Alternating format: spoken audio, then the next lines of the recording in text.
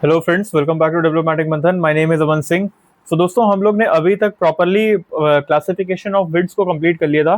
So in today's lecture will be talking about air masses. अब ये air masses क्या होता है, इनके बारे में हम लोग को बात करना है, राइट।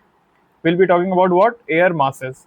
अब देखो, इतना कुछ हम लोग ने पढ़ लिया है, क्लासिफिकेशन ऑफ विंड्स को कंप्लीट कर लिया था। देन उसमें हम लोग ने डिस्कशन किया था planetary winds, periodic wind, local winds के बारे में भी डिस्कशन किया था। और फर्दर जो लोकल विंड्स है वो हमारी क्लासिफाइड थी किसमें, कोल्ड विंड्स और अपना वार्म विंड्स। कोल्ड विंड्स की अगर मैं बात करूं तो हमें पैम्पेरो, देन उसके बाद बोरा, ये जो थी, और उसके बाद मिस्ट्रल, ये जो विंड्स थी ये हमारी क्या थी, ये हमारी कोल्ड विंड्स थी। फिर अगर मैं वार्म विंड्स की बात करूं, वार्म लोकल विंड्स की, तो इसमें हमें देखने के लिए मिला था लू, चिनूक, देन आपको आपको ये फन भी देखने के लिए मिला था। तो ये सब बेसिक चीजें थी जो हमारे विंड्स के बारे में थी। अब will be talking about what, will be talking about air masses. Air masses के ऊपर मैं सारी डिस्कशन करने वाला हूँ आपसे। एयर मासेस किस चीज में क्लासिफाइड हैं उनके ऊपर डिस्कशन करेंगे, इनके सोर्सेज क्या है, फिर इनके कुछ टाइप्स हैं, जैसे कोल्ड एयर मासेस हो गया, वार्म एयर मासेस हो गया। फिर मैं आपको जो कुछ टाइप्स के जो एयर मासेस मैं आपको बताऊंगा, उसका थोड़ा सा आपको मैं एक जिस्ट या एक टेबल बना के दूंगा। टेबल बना के देने का रीजन ये है ताकि आपको वो याद करने में थोड़ा इजी रहे, बिकॉज टाइप्स थोड़े ज्यादा हैं, लाइक टाइप्स आपके पास थोड़े ज्यादा होंगे। तो उसको कैसे आपको याद करना है, उनके कैरेक्टरिस्टिक्स जो होंगे वो किस तरीके से याद करना है, ये मैं आपको इस पर्टिकुलर लेक्चर में बता के देने वाला हूँ, right. So let start with our today's lecture. But उससे पहले अगर आपने अभी तक हमारा चैनल सब्सक्राइब नहीं किया है तो जल्दी से उसको सब्सक्राइब कर लीजिए, सो दैट हमारे चैनल के नोटिफिकेशंस आपको टाइम टू टाइम मिलते रहें। सो let start with air masses. अब ये एयर मासेस होता क्या है, what is this air mass. Air masses जो होता है ये होता क्या है, it is what, it is basically a large body of air, large body of air having distinct characteristics in terms of what, in terms of humidity, right, in terms of humidity, and it is associated with horizontal variation। अगर मैं इसकी आपको definition लिखवाऊं तो definition इसकी simple सी ये होगी कि large body large body of air, large body of air having distinctive characteristics, distinctive characteristics in terms of what, in terms of temperature, in terms of temperature and humidity, in terms of temperature and humidity with what, with little horizontal, with little horizontal variations। चलो, ये चीज समझ ली, right. What is air mass, ये हम लोग ने समझ लिया। एयर मास क्या होता है, ये चीजें जो थी वो क्लियर हो गई हैं। अब अगर मैं आगे की बात करूं तो अब मैं इनके कुछ आपको एक तरीके से क्लासिफिकेशन इनका करके दिखाऊंगा कि ये कुछ इनके जो टाइप्स हैं वो किस प्रकार के हैं। तो यहाँ पे आप लिख लेते हैं एयर मासेस, एयर मासेस, ये लिख लेते हैं, and let's talk about this only. तो एयर मासेस की अगर मैं बात करूं तो सबसे पहले हमें क्या देखने के लिए मिलेगा, सबसे पहले में हमें देखने के लिए मिलेगा क्या, हमें इसमें पहली बात तो तीन पर्टिकुलर हमारे, तीन हमारे क्या मिलते हैं, तीन हमारे टाइप्स मिलते हैं। कौन कौन से, ये क्लासिफिकेशन इनके जो है वो तीन टाइप्स में है। पहला हमारा क्या है, फिर दूसरा हमारा क्या है, और फिर तीसरा हमारा क्या है, ये हमें डिस्कशन करना है। तो पहला जो है वो हमारा है जियोग्राफिकल क्लासिफिकेशन।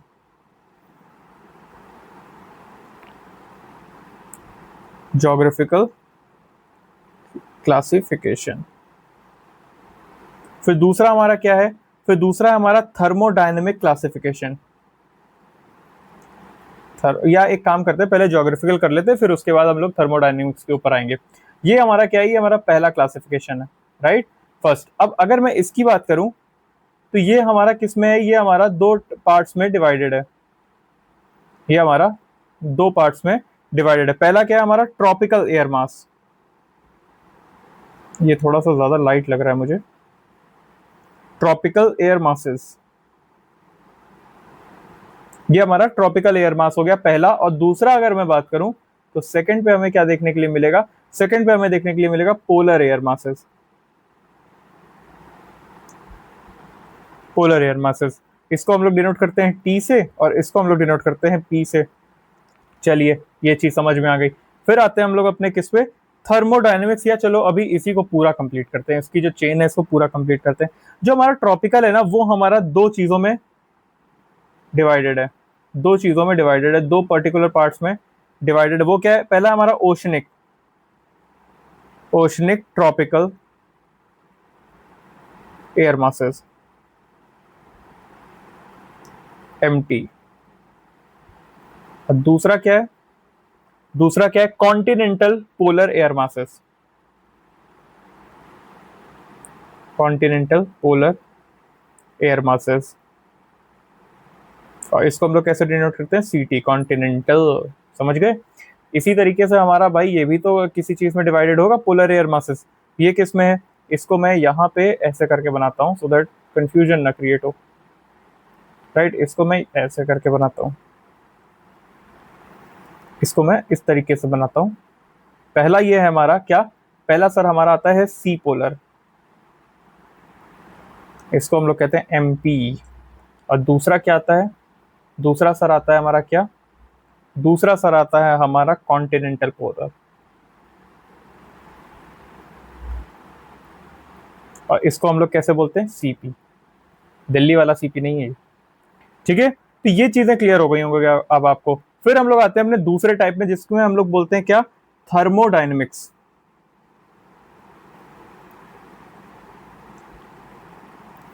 थर्मोडायनेमिक क्लासिफिकेशन,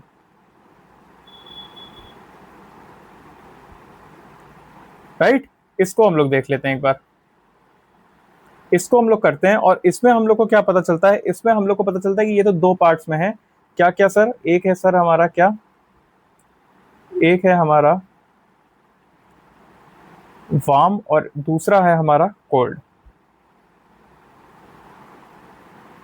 दूसरा हमारा कोल्ड है, और ये क्या है हमारा वार्म, इसको हम लोग एम बोल देते हैं, राइट। फिर लास्ट में हमारा क्या आता है, मैकेनिकल क्लासिफिकेशन,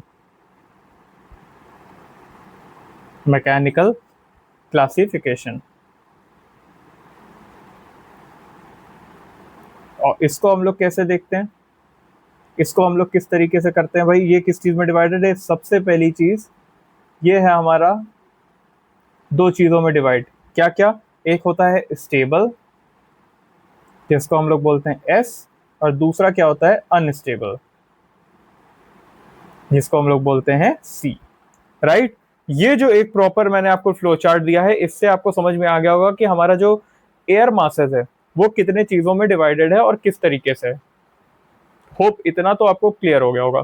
कैसे, ज्योग्राफिकल क्लासिफिकेशन में हम बात करते हैं तो हमें दो टाइप्स मिलते हैं, ट्रॉपिकल एयर मासेस और polar air masses, right. Geographical में हमें क्या मिलता है, ट्रॉपिकल एयर मासेस और पोलर एयर मासेस। फिर अगर मैं ट्रॉपिकल एयर मासेस को फर्दर डिवाइड करूं तो हमें मिलता है ओशनिक ट्रॉपिकल एयर मासेस जिसको हम लोग एमटी के नाम से बोलते हैं, और जो हमें दूसरा मिलता है वो है कॉन्टिनेंटल पोलर एयर मासेस जिसको हम लोग क्या बोलते हैं, जिसको हम लोग सीटी के नाम से बोलते हैं। फिर ज्योग्राफिकल में हमें पोलर की अगर मैं बात करूं वो भी दो चीजों में क्लासिफाइड है। जो पहली चीज है वो है सी पोलर जिसको हम लोग एमपी बोलते हैं, और जो दूसरा है वो है कॉन्टिनेंटल पोलर जिसको हम लोग सीपी बोलते हैं। होप इतना तो अब आपको क्लियर हो गया होगा, राइट। फिर आते हैं हम लोग थर्मोडायनेमिक्स पे। थर्मोडायनेमिक क्लासिफिकेशन की अगर मैं बात करूं वो हमारा दो चीजों में डिवाइड है जिसको हम लोग कहते हैं वार्म एंड दूसरा हम कहते हैं कोल्ड। फिर आता है मैकेनिकल क्लासिफिकेशन जिसमें हम लोग बात करते हैं स्टेबल और अनस्टेबल की, राइट। ये चीजें हम लोग ने एयर मासेस के ऊपर पता कर ली। अब सबसे इंपॉर्टेंट चीज, सबसे इंपॉर्टेंट चीज, इसका जो सोर्स रीजन है वो क्या है, हमें इसके क्या पढ़ना है अब हमें पढ़ना है इसका source region. What is the source region, source region, source region हमें इसका पढ़ना है अब। So let study. देखो जब एयर जो होती है ना वो क्या होती है, when air remains over a homogeneous area बहुत ज्यादा टाइम के लिए, जब होमोजीनियस एरिया में बहुत ज्यादा टाइम के लिए होता है तो वो क्या करता है ना, वो कुछ कैरेक्टरिस्टिक्स उस एरिया की एक्वायर कर लेता है, राइट। उस एरिया की कैरेक्टरिस्टिक्स जो होती हैं वो एक्वायर कर लेता है। जब मान लीजिए कि किसी एरिया में एयर बहुत ज्यादा टाइम के लिए रह गई तो वहां क्या करेगा, वहां पे वो क्या करेगा, उस एरिया की जो कैरेक्टरिस्टिक्स होगी उसको एक्वायर कर लेगा। मान लो वो एरिया बहुत गर्म है और वहां पे हवा जो है बहुत देर तक रुक गई तो हवा भी गर्म हो जाएगी, ठीक है। ये चीज समझ में आ गया। इसी को हम लोग क्या बोलते हैं, सोर्स रीजन बोलते हैं। अब जैसे क्या होता है, पहले पहला हो गया इनका, जैसे it imparts heat and moisture characteristics, भाई हीट हो गया है ना, यही तो हो रहा है, it imparts heat and moisture,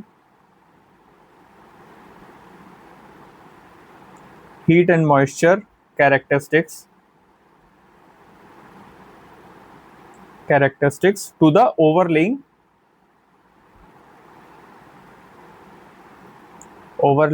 air mass। चलो ये चीज हो गई। फिर दूसरा क्या हो गया, दूसरा जैसे कि हमें देखने के लिए मिलता है, it can be vast over ocean surface, है ना, it can be the vast ocean surface और द वास्ट प्लेन्स प्लेटू, ये भी तो इसका सोर्स रीजन है भाई। कोई भी कोई भी कोई भी ओशन हो गया, कोई भी प्लेन हो गया, प्लेटू हो गया, ये भी तो इनका सोर्स रीजन हो सकता है। तो ये क्या हो सकता है, वास्ट ओशन सरफेस, या आपका क्या चीज, या आपका वास्ट प्लेन्स, या क्या प्लेटू, राइट। ये चीजें क्लियर हो गई, इतना आपको अभी तक क्लियर हो गया। अगर इतना क्लियर हो गया तो ये चीजें बहुत इजी होने वाली हैं अब आगे। अब देखो, इतना अगर क्लियर है, इसमें एक और सोर्स आ जाता है। वो क्या सोर्स होता है सर, वो जैसे कि देयर आर बहुत ज्यादा कोई मेजर रीजन नहीं है, सोर्स रीजन नहीं है मिड लैटिट्यूड्स में हमारे। हमारा जो मिड लैटिट्यूड होता है, हमारा जो मिड लैटिट्यूड है, जो हमारा मिड लैटिट्यूड है, वो उसमें बहुत ज्यादा ऐसा मेजर सोर्स नहीं है। मिड लैटिट्यूड की बात हो रही है यहाँ, mid latitude, no major source region, no major source regions, right. अब देखो क्या होता है, क्यों ऐसा क्यों होता है, बिकॉज ये जो रीजन होते हैं ना, ये जो रीजन्स होते हैं, ये जो होते हैं, ये डोमिनेटेड बाय किससे हैं, साइक्लोन से, because of dominance of cyclones, right. Cyclones, और भी अगर एंड अदर डिस्टर्बेंसेस भी लिख सकते हो,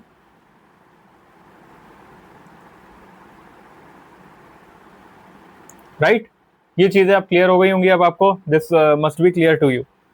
ये चीज हमने देख ली, और ये हमारा क्या था, ये हमारा था सोर्स रीजन। सोर्स रीजन जो है वो हम लोग ने क्लियर कर लिया। अब will be talking about what are the types of air mass. जो हमारे एयर मास होते हैं उनके टाइप्स क्या हैं, तो आइए वो भी पढ़ लेते हैं फटाफट से, हम लोग कंप्लीट करते हैं इन सब चीजों को। Types of air mass, air mass के जो टाइप्स हैं हमें उसके बारे में अब पढ़ना है। देखो, अब अगर बेसिक में बात करूं कि टाइप्स क्या है, तो ये दो टाइप्स के होते हैं। पहली बात तो पहला क्या हो गया, पहला हो गया कोल्ड एयर मास, कोल्ड एयर मास। अब इसके बारे में सब फर्स्ट ऑफ ऑल हम लोग जानेंगे, फिर हम लोग इसको आगे जानेंगे, ठीक है। अब देखो, जो भी एयर मास जो ठंडा होता है अपने अंडरलेइंग सरफेस से, हमारा जो अंडरलेइंग सरफेस होता है उससे ठंडा होगा, उसको हम लोग क्या बोलेंगे, उससे हम लोग बोलेंगे कोल्ड एयर मास। क्या होता है ये, air mass which is colder than underlying surface, air mass which is colder than what, colder than the underlying surface,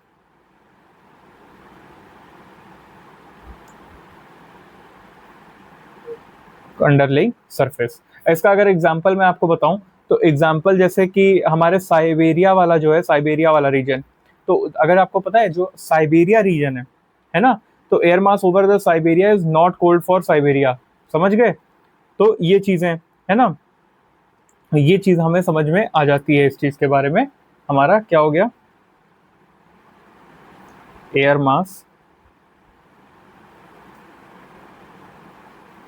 mass over Siberia is not cold for Siberia. मतलब साइबेरिया के लिए जो air mass है वो उसके लिए थोड़े ना ठंडा है ना। अब ये जो एयर मास होता है, this air mass might be cold air mass for warmer regions down the south, इसका कहने का सिंपल रीजन ये मतलब यही है कि जो वहां का एयर मास है वो साइबेरिया जो रीजन है उसके लिए ठंडा थोड़े ना है। एग्जाम्पल देता हूँ, जैसे पोलर बियर, अब आप जाओगे अगर कहीं पे तो आपको बहुत ज्यादा ठंडी लगने लगेगी ऐसे बर्फीले इलाके में, है ना, लेकिन पोलर बियर देखो आराम से घूमता फिरता है, उसको ठंडी थोड़ी नहीं लगती, उसके लिए वो रीजन थोड़ी ना ठंडा है, राइट। हम लोग जाएंगे तो हम लोग के लिए जरूर ठंडा होगा। तो इस तरीके से ये बोलने की कोशिश कर रहा है। अब आता है दूसरा हमारा क्या है, दूसरा हमारा है warm air mass. Warm air mass, दूसरा हमारा वार्म एयर मास है। इसमें क्या होता है, अब देखो डेफिनेटली इसका डेफिनेटली उल्टा होगा, क्या होगा, air masses which is warmer than underlying surface, air masses mass which is warmer than underlying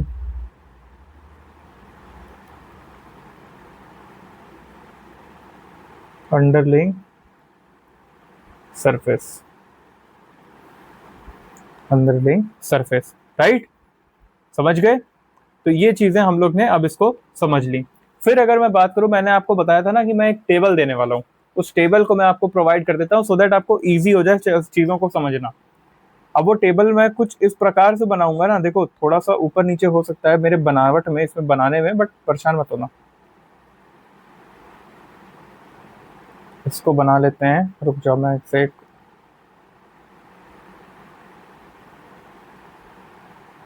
ऐसे, राइट। अब देखो इसको मैं 3 टाइप्स में डिवाइड करूंगा, आप भी अगर देख रहे हो ये ना तो इसको डिवाइड करते चलो, इसको ऐसे डिवाइड करते चलो आप, राइट। अब इसके बाद यहाँ पे तो आपका चलो ये आ जाएगा। अब इसको मैं लिखते लिखते डिवाइड करता जाऊंगा। यहाँ पे क्या आएगा आपका, ये आएगा आपका, जैसे यहाँ पे आएगा आपका एयर मास के टाइप्स, एयर मास टाइप्स। फिर उसके बाद यहाँ पे सोर्स रीजन, और उसके बाद हमें इसको कैरेक्टरिस्टिक्स, कैरेक्टरिस्टिक्स, और ये हमारा क्या हो जाएगा, ये हमारा हो जाएगा टाइप्स ऑफ एयर मासेस।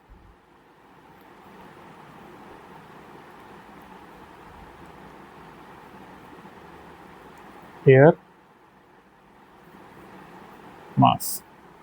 अब देखिए, अब देखिए सबसे पहले हमारे पास क्या आता है, सबसे पहले आता है हमारे पास कॉन्टिनेंटल पोलर। इसको हम लोग कैसे बुलाते थे, स्मॉल सी और P, continental polar, CP, right. इसमें हमें क्या मिलता है, इसका सोर्स रीजन क्या हो सकता है, जैसे कोल्ड ड्राई लैंड एरियाज जो होते हैं वो इनके क्या हो जाते हैं, कोल्ड ड्राई लैंड एरियाज। समझ गए। अब इसका जो कैरेक्टरिस्टिक्स है वो क्या है, कोल्ड एंड ड्राई हो गया पहली बात तो, ठीक है, कोल्ड एंड ड्राई। दूसरा frigid temperature, frigid temperature, right. फिर लो ह्यूमिडिटी, लो ह्यूमिडिटी, ये चीजें हो गई। फिर उसके बाद दूसरा हमारे पास क्या आता है, दूसरा हमारे पास आता है कॉन्टिनेंटल वो ले लो tropical, continental tropical, continental tropical. इसको हम लोग क्या बुलाते थे, इसको हम लोग सीटी बुलाते थे ना। फिर इसका सोर्स रीजन क्या हो गया, इसका हॉट डेजर्ट हो गया, हॉट हो गया, डेजर्ट हो गया रीजन, डेजर्ट रीजन जो होता है hot desert region,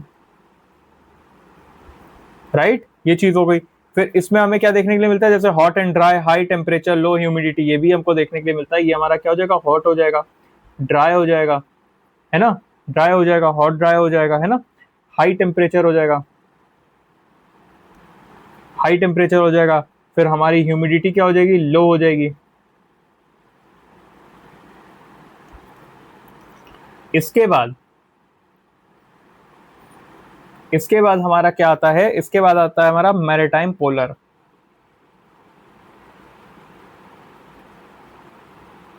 maritime polar, इसमें क्या आ जाता है हमारा, कोल्ड ओशनिक रीजन।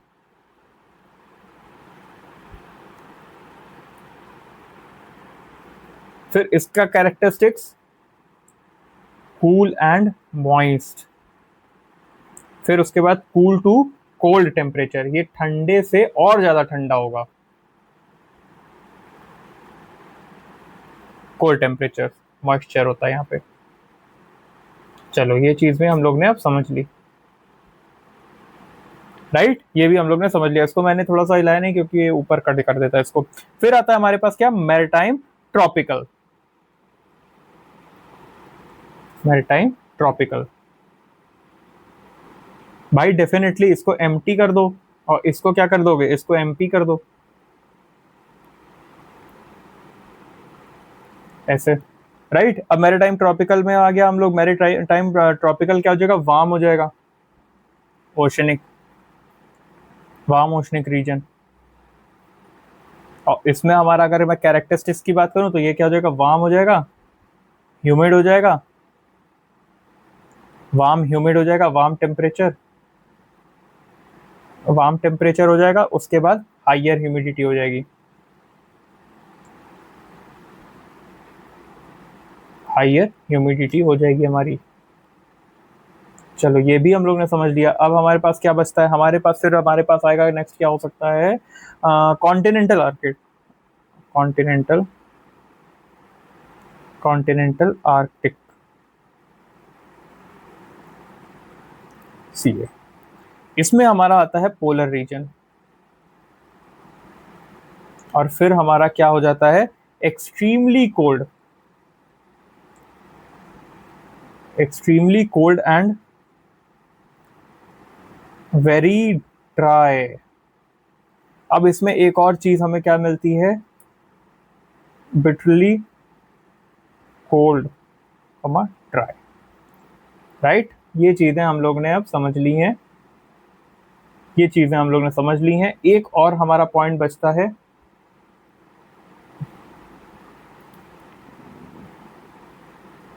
एक और हमारा पॉइंट बचता है, और वो पॉइंट क्या है, वो है हमारा क्या, कॉन्टिनेंटल इक्वेटोरियल,